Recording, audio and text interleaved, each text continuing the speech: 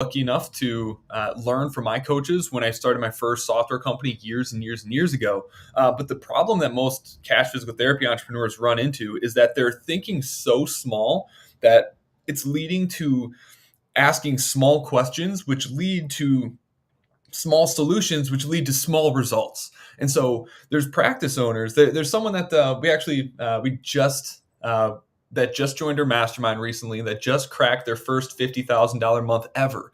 But he was going at it in his practice for years, and it was growing incrementally, but he was trapped in the day-to-day weeds of running the clinic, and it was tiring. And he was, his goal was to get removed from treatment so he could focus on teaching, so he could focus on leading his teams and focus on growing the clinic. But each and every month, his goal was just to increase his revenue by, say, $5,000. Like, next month, I want to sell like one or two more packages. And so for years, he was focused on like incremental growth rather than exponential growth. And so he asked himself a much smaller questions. So he was asking, how can I just get one more sale this month? And so the solution was, okay, well, let's just tweak our sales process a little bit more. Let's increase our lead acquisition just by a little bit, and we should be able to get one more sale. And sure enough, he did. But it wasn't until he started working with us when we started pointing out, it's like, hey, if you try to double your revenue over the next month, what questions do you start to ask yourself?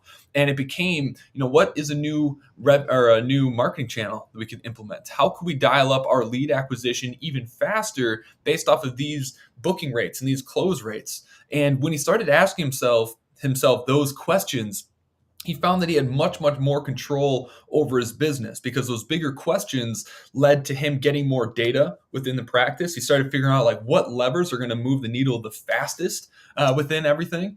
And once he realized what he could actually accomplish in a short amount of time from hanging out with people like you and I, Ben, he started aiming way higher. And it's what allowed him to go from being stuck around like $10,000, $12,000 a month to, within a very short amount of time, consistently doing over $50,000 a month, where he's now building a team and pretty much removed from practice. So I think to put a bow on it, the biggest mistake that people are doing when it comes to their goals is not truly recognizing what they can actually accomplish within a year. And so they think that it's just this slow, grueling journey to get to where they want, where they think that, it takes 5 to 10 years to be removed from treatment, or, building a 7-figure clinic is something that's just so far off in the distance, never realizing that if you just ask yourself more difficult questions and solve bigger problems, you could actually get there within 12 to 24 months, no problem.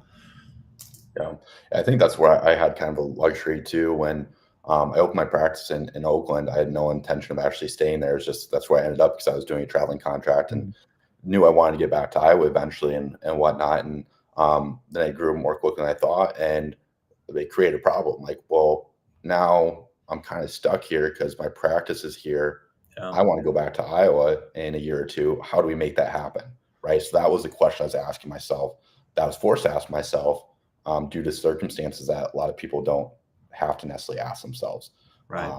And so that was a question I had to start asking myself and had to start solving for, versus like, hey, how do I sell one more package this month? Or, how do I decrease drop-offs by X%, something like that. Now it turned into, hey, how do I scale a whole team in a year or two, right? So I had the luxury of kind of forced to ask myself bigger and better questions on how to do it. So I encourage you guys that are listening, if you're like wondering or like trying to figure out, hey, how do I increase, one package sale per month? Why don't you start thinking about, hey, how can I bring on one new physical therapist that's going to generate over 300,000 for my practice, right? And what that takes.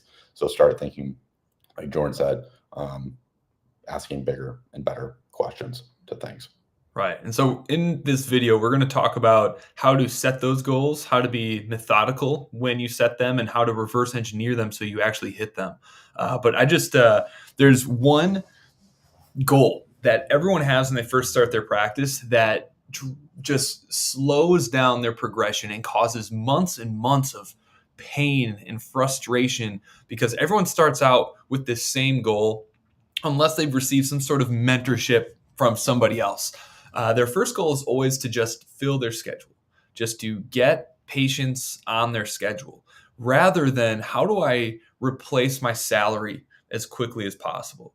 And so when we look at both of those questions, like if I'm just trying to fill my schedule, that's what leads to thinking of, well, I should set low rates and just get people in so that I have a little bit of momentum moving forward. And then, I mean, most of you listening to this, you know what that leads to. It leads to having a lot of people on the schedule, but barely breaking even in the business. And you're certainly not paying yourself. And that creates a lot of pain, right? But for those who start their practice and the first thing that they are thinking is, how do I make the type of income that I want? What's the fastest way to achieve that? Those are the people who have no problem starting out charging what it is that they need and figure out how to overcome the discomfort and the insecurity with charging those premium rates sooner, and ultimately find themselves in the dream position where, sure, they have like a full schedule, but they're earning more than they were before they quit their previous job. It's where they're seeing like 15 to 20 people a week, but they're pulling in 15 to 20 grand a month, where they're easily able to pay themselves that $10,000 plus per month every single month. Right. Versus like some of like that's the thing too is I cringe when I go in and like there's tons of free Facebook groups of like physical therapy practice and how to start one, how to grow one. And I see all the time people like, yeah, I'm trying to figure out what I charge. This is what people in my area charge, and Mm. think about going that route. Like, how does that have anything to do with your goals? You need to figure out what your goals are. So like you said, Jordan, reverse engineer it so you can accomplish that, because getting a full schedule isn't necessarily what's going to get you there per se. Right. Right. So we really got to sit down and think of like, what do we want? And before you even like set your rates, you need to decide what it is that you want.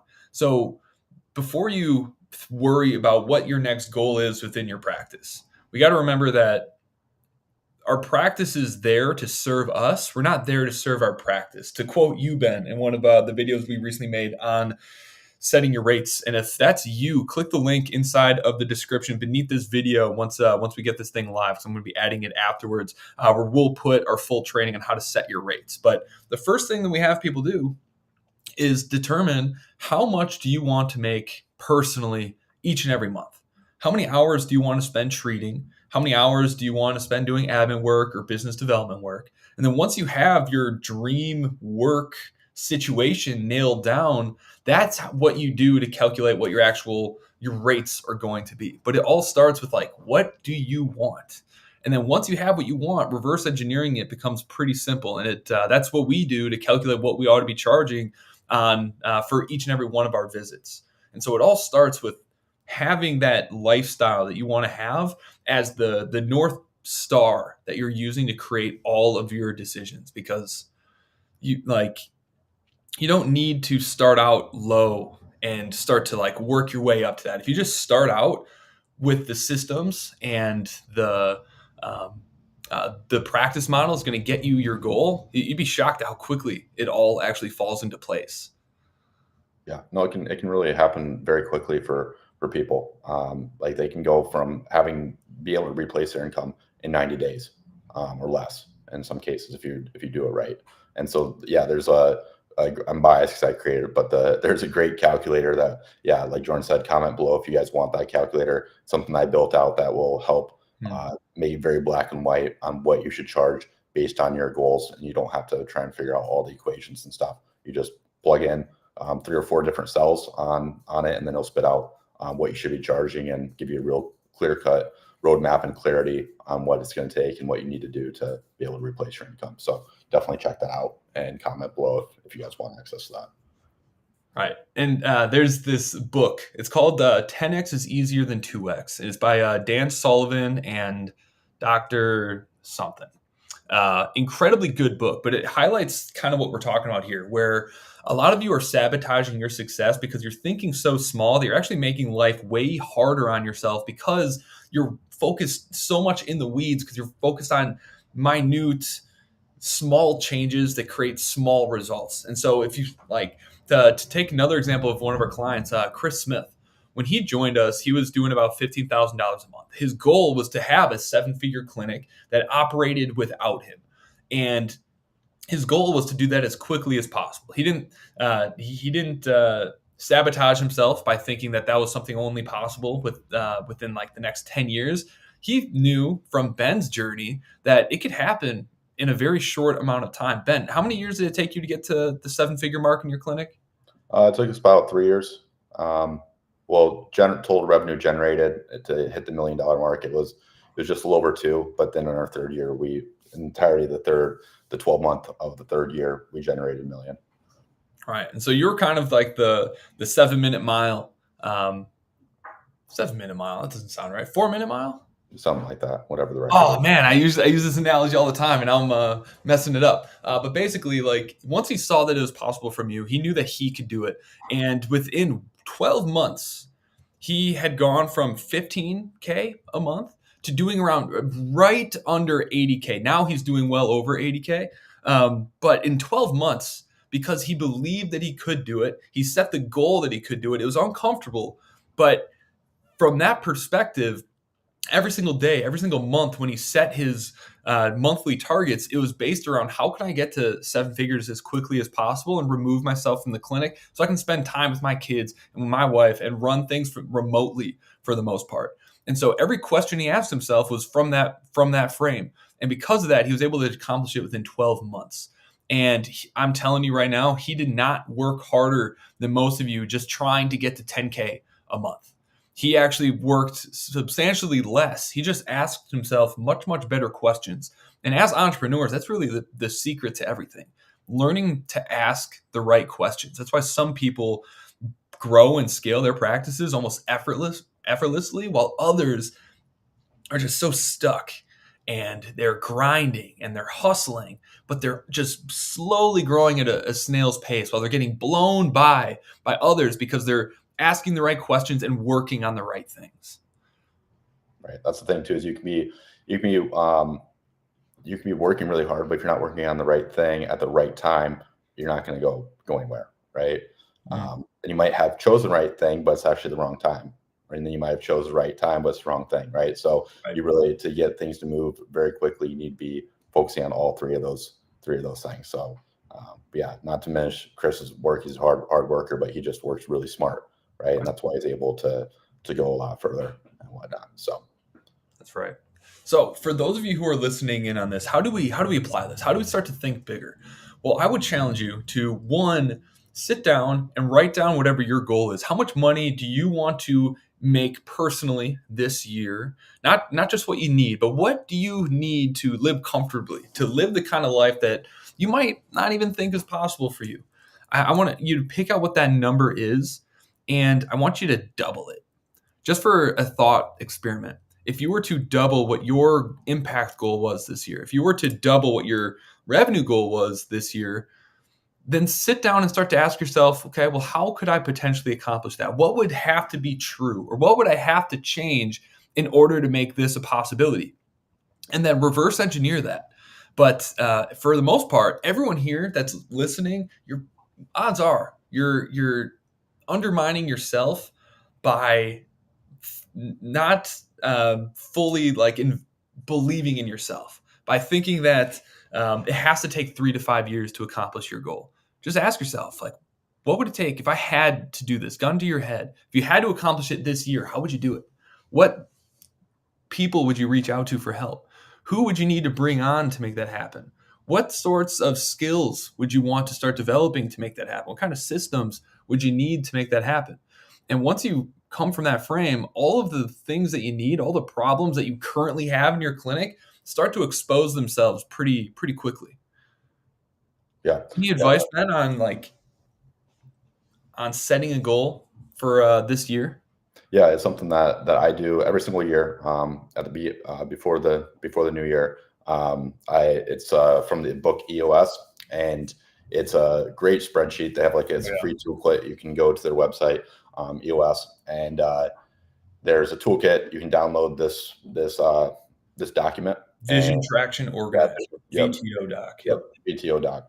And so you can go in and figure out, hey, what is your 10-year goal? What's your 5-year goal? And then from there, you just continue to reverse engineer. All right, this is my 5-year goal. What do I need to start working on this year to be able to do that. Then from there, once you have your yearly goals, then you figure out and put in your quarterly goals, what are the main things or the rocks that I must do to be able to hit this 1 year goal? And by being on track for this quarter, and that means I'm on track for the year. By being on track for the year, that means I'm on track for my 5 year goal. By being on track for my 5 year goal, I'm on track for my 10, right? So it's all about figuring out what that is and then reverse engineering it. And then you figure out what your quarterly goals are. And then you figure out, hey, what do I need to do on a weekly basis to be able to hit these quarterly goals? So that's been really powerful and something that I highly recommend everybody does, whether they're an entrepreneur or not. Just it can be great for personal life, professional, business, what have you. It's I do it for both personal and business each year.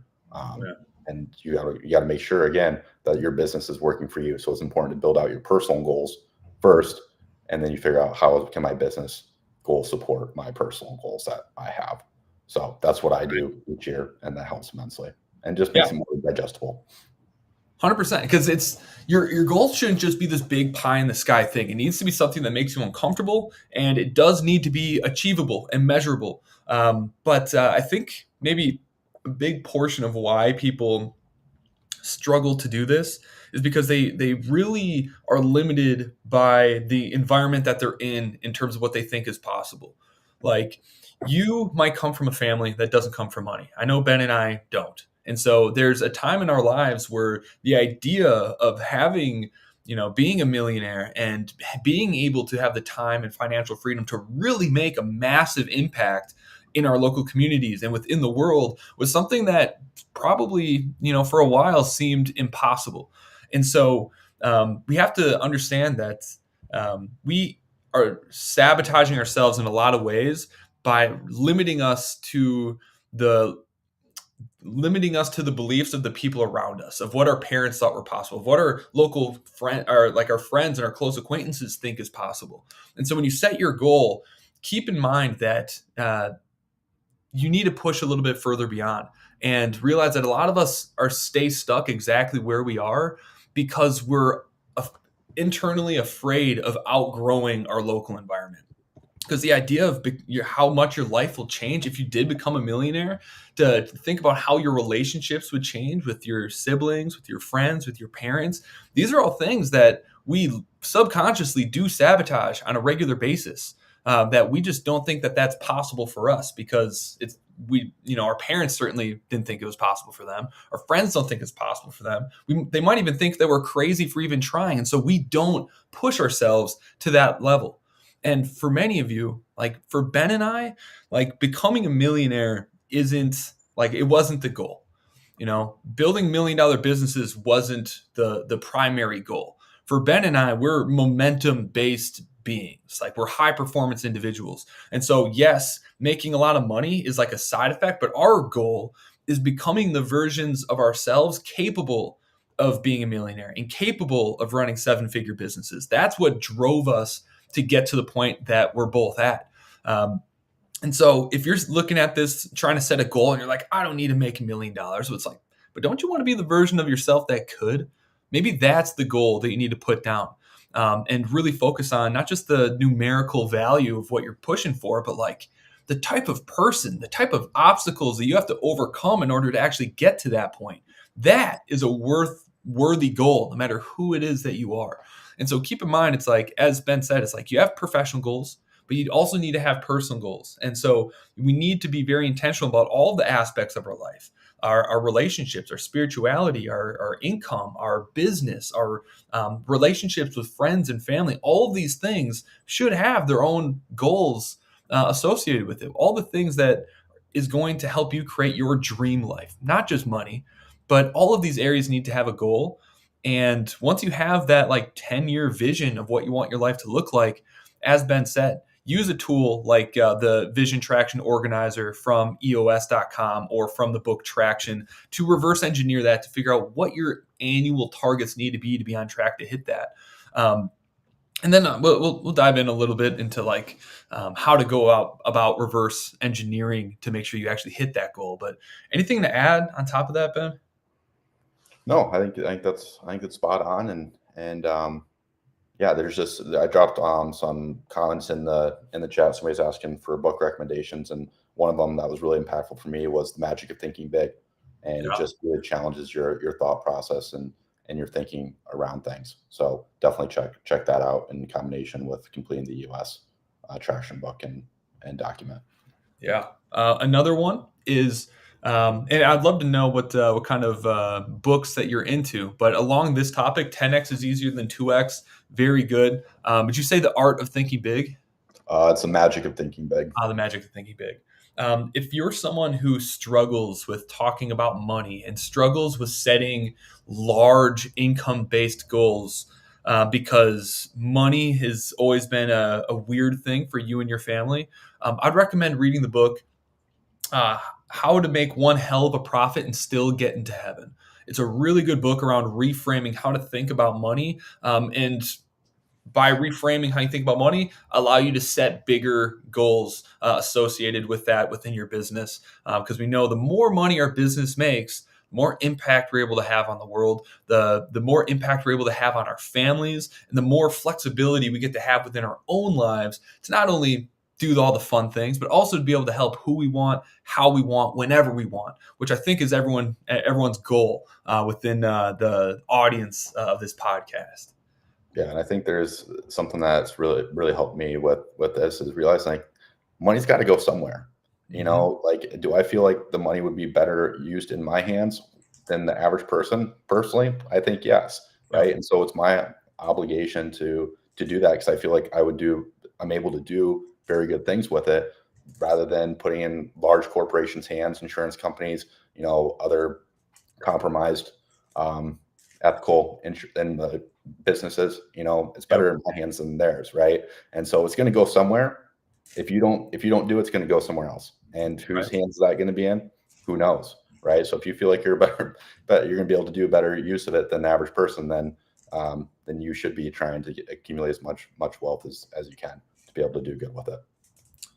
Yeah, 100%. Yep. Profit First is another book that I highly recommend everyone reading. If you're a business owner, you have to read Profit First. The book's almost probably like 5 to 10 years old, and it's still the standard for managing finances as an entrepreneur. So definitely check that out. But yeah, um, when it comes to setting your goals, once you have one that feels scary, one that I'd say if we created a checklist for knowing whether or not your goal is the right goal, what do you think that checklist would look like, Ben? I can think of a few things that would be like, okay, this is a good goal. But what would you say the characteristics are of a worthy goal? Well, I mean, in PT school, we learned that you have the smart goals. What is it? Of Specific, course. measurable, attainable. I don't know. I can't remember. And then time.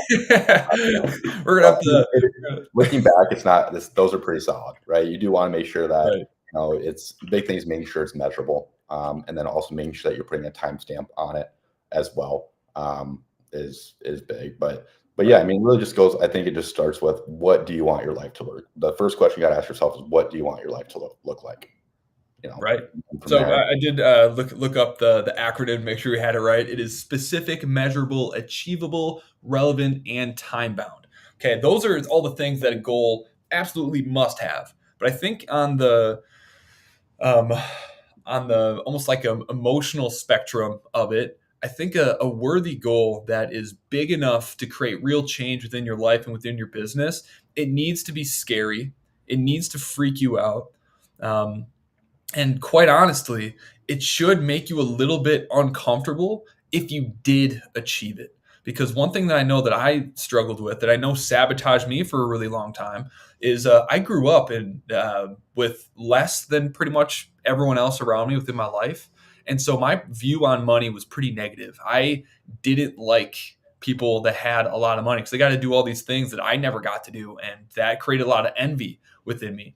And that created the environment and the circle and the people I surrounded myself with that had similar thought processes to that.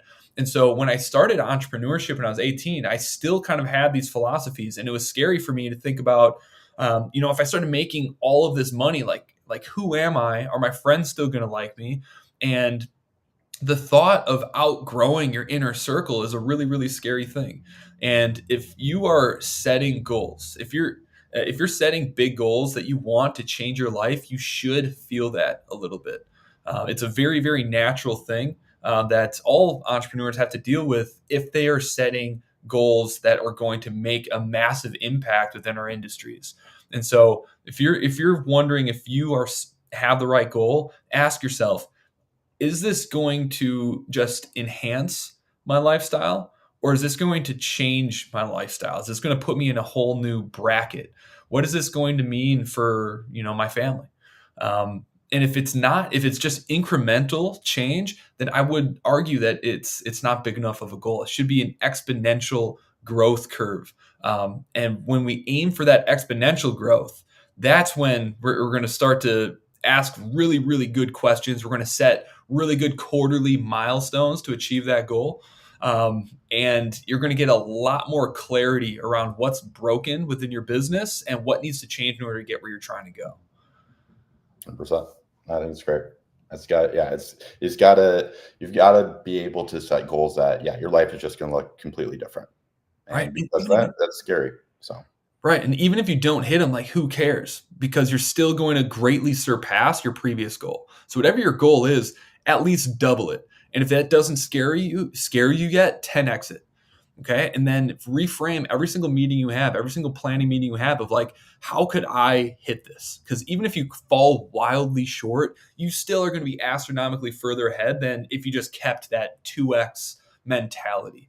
So, how we doing? Oh, beautiful. So the final notes on how to set goals is, how do we actually make sure that we're on track to hit them? Ben, you want to do a quick little overview on rocks and how to make sure, like, on a quarterly basis, we're on track to hit our annual goal? yep. So we sit down, and for like a business, I sit down to discuss and figure out what are the yearly goals that we want to hit. And then from there, reverse engineer into quarterly goals. And from there, now that I have those goals, I sit down with our leadership team within ProKinetics and discuss how are we going to get here, and we brainstorm. What are the most important things that are going to be critical for us to be able to hit these 3 to 5 things? So we choose rocks. Rocks are like the 3 to 5 core things that need to happen for us to be able to hit our yearly goal. We write those down, and then we bring those into, like, what do we need to be doing on a weekly basis to be able to hit these quarterly goals? Okay, by the end of the quarter, what do we need to be doing weekly? We meet weekly. It's called an L10 meeting, a level 10 meeting, and we sit down and discuss, hey, what's the good news? What did we do well last week? What do we need to keep doing that's working? We sit down and discuss. We look at the to-do list that we had set for the week. Hey, are we on track to get this completed? Did we complete this on time if it was due this week? If not, why not? Who's responsible for it? And then from there, we pull up the spreadsheet that has those 3 to 5 core rocks, and then the goals that we need to hit on a weekly basis, and we jot down whether we hit it or not, and what is our stats on that, right? Like, let's say we want to be generating 50 Facebook leads throughout the month. Okay, how much do we need to be spending on ads? How was our conversion rate on that? How was our conversion rate on phone call to in-person session reevaluation? How is our evaluation conversion? So we start looking at these different metrics to see where are we falling short with it, and then course correct depending on what we're finding. And then that allows us to stay on track on a weekly basis. And we also assign that to somebody that is responsible for that specific goal, so they're held accountable for it. So that's kind of how we go about it. Right. And it's one of the most important things that there is, determining what are the correct quarterly milestones that you need to achieve in order to hit your goal. Because if you choose the wrong quarterly milestones, you're not going to hit your annual goal. And so I'm going to drop a link inside of the descriptions of this podcast below that you can download and go through yourself. It is a practice self-assessment. It is going to allow you to evaluate your own business in lead generation, lead nurturing, conversions, fulfillment, and patient retention to help you identify where are your weakest points within the business, which one of those you should focus on first, and what are the core systems within each of those categories that you should have, so that it gives you a very clear picture of what needs to be focused on next, what should be your rock, and then what are the systems that you may be missing that could help accomplish that rock to make sure you're on track to hit your annual goal, to start changing your life faster than you thought possible. Because if there's one thing Ben's practice and what our clients have taught us is that your life can change very, very quickly when you're focused on the right stuff, when you're asking the right questions, and you're in an environment to be able to get those solutions quickly. So click the link that I will be dropping beneath this video once we're done with this live. Download it, assess your business, and if you're interested in talking with our team on how we could potentially help you implement all of the changes that you need to see in your practice to start growing quickly, to get removed from treatment faster so you can start living life and having the cash physical therapy lifestyle that you've always wanted, just scan this QR code or click the link in the description beneath this video. We'd be happy to talk with you, help you understand your practice evaluation, and give you some actionable steps to be able to be on your way to have the work-life balance that you've been looking for. Anything to add, Ben? Oh, this was fun. Awesome, everybody. See you on the next